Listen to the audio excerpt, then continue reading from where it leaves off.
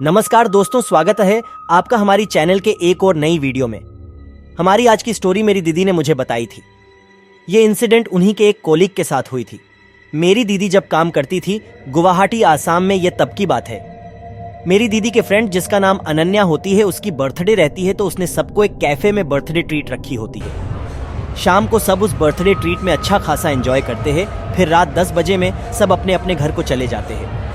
आखिर में मेरी दीदी और अनन्या रह जाती है। मेरी दीदी भी बोलती है, चल हम भी चलते हैं, कल सुबह जॉब पर भी जाना है। फिर अनन्या बिल क्लियर करती है। फिर मेरी दीदी बोलती है, चल तुझे तेरी रूम तक छोड़ देती हूँ उधर से, मेरी घर भी बस 5 मिनट की दूरी पर ही है।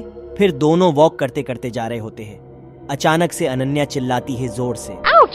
मेरी दीदी देखती है अनन्या के पैर से खून निकल रही थी और देखती है उधर ही कुछ पत्ते, फूल, नारियल के टुकड़े, लाल सिंदूर और एक नींबू में बहुत से सुई घुसाई हुई होती है, जिस पर अनन्या का पैर गलती से पड़ गई थी। इसी वजह से उसे चोट लगी रहती है। मेरी दीदी अनन्या को संभालते हुए उसके रूम तक छोड़ती है, फिर अपने रूम चली आती है। अगले दिन मेरी दीदी देखती है कि अनन्या जॉब पर नहीं आई हुई होती है। पता चलता है कि उसने सिक लीव ले रखी है। देखते ही देखते 4 दिन हो गई, पर अनन्या का कोई अता पता नहीं। फिर मेरी दीदी अनन्या से मिलने उसकी फ्लैट जाती है। खटखटाने पर जब अनन्या दरवाजा खोलती है तो देखती है कि अनन्या काफी बीमार और कमजोर हो गई है। उसे पूछती है कि हुआ क्या है तुझे, अपना और ये कमरे का क्या हाल बना रखी है तू? अनन्या बोलती है, कुछ नहीं यार, बस तबीयत खराब है और दवाई खाए जा रही हूँ पर कोई असर ही नहीं दिख रही।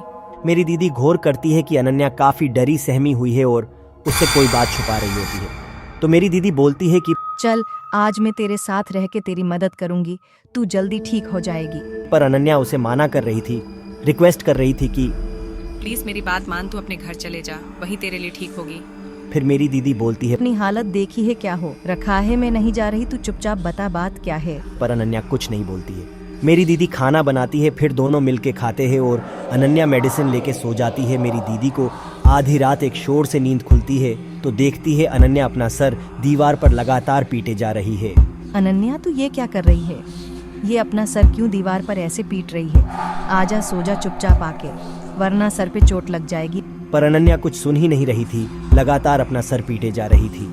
फिर मेरी दीदी उठती है और जैसे ही अनन्या हाथ पकड़ती है उसे वापस बेड पे लाने के लिए तो देखती है उसका हाथ बहुत ठंड पड़ चुका है।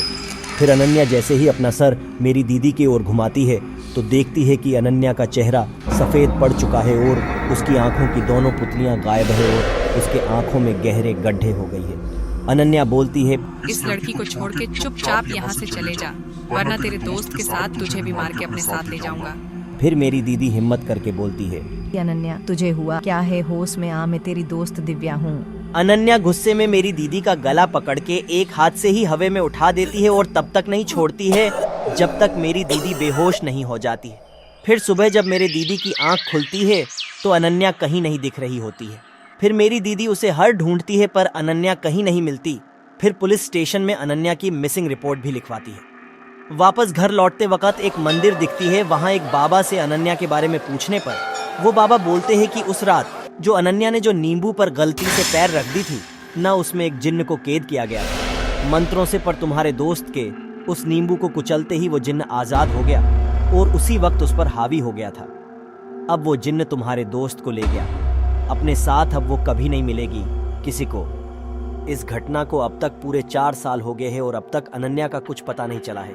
इसलिए बड़े बुजुर्ग भी कह के गए हैं, रास्ते पर हमेशा देख के चला करो। इस कहानी को पूरा सुनने के लिए आपका धन्यवाद। फिर मिलेंगे एक और नई कहानी के साथ, तब तक के लिए बाय, टेक केयर और चैनल को सब्सक्राइब जरूर कर देना।